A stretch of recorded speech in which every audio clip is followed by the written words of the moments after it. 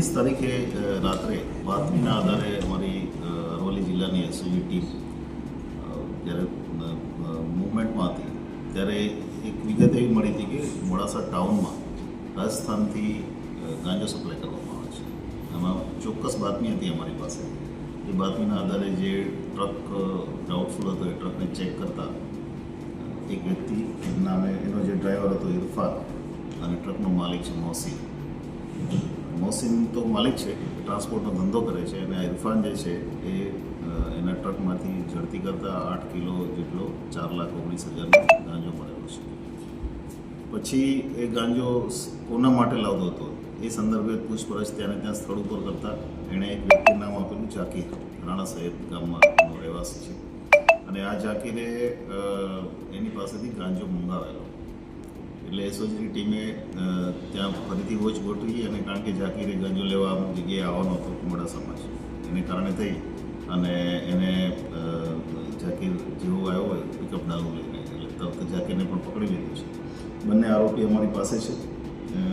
જાકીર મુલતાની 45 વર્ષ ઉંમર છે અને રાણા સૈયદનો વતની છે. ઇરફાન જે છે એ ડ્રાઈવર છે.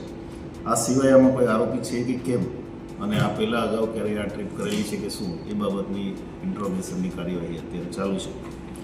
સાથે સાથે એ જ સમયે 19 તારીખે જ દિવસના સમયમાં એસઓજી પાસે ચોક્કસ એવી બાતમી હતી કે ખેતરમાં કોઈ ગાંજો વાવેલો છે, અને એના આધારે માલપુર પોલીસ સ્ટેશન વિસ્તારમાં એ ખેતરમાં એસઓજી ડ્રોનથી પણ અને પોતાની રીતે સર્વેલન્સ કરતા ભાવેશભાઈ મારીવાડ એણે પોતાના કપાસના ખેતરમાં ગાંજાના છોડ વાવેલા, અને એ 416 ગ્રામ ગાંજો એ પણ અમે કબજે લીધો છે, જેની કિંમત 24,000 થાય છે. આ તમામ આરોપીઓ જે એનડીપીએસના આરોપીઓ છે એને ઇન્ટ્રોગેશન ચાલુ છે. સાહેબ, આ જે ટ્રકમાં વહન કરતા હતા ગાંજો, એ ટ્રક માલિકની જાણ બહાર હતું કે જાણ બહાર? એ અમારી તપાસમાં આવશે. હજી અમારે આની રિમાન્ડ ઇન્ટ્રોગેશન અગાઉ પણ આમાં બીજા પણ છે ટ્રક માલિક ઉપરાંત, અને આ કેટલી વખત ગયેલો છે, આ એક અમારો તપાસનો વિષય છે. આ જે ગાંજો સપ્લાયર હતો એનું નામ અમને મળ્યું છે. એ માણસ રાજસ્થાનનો છે, રાજસમંદ જિલ્લાનો, અને એને શોધવા માટે ટીમ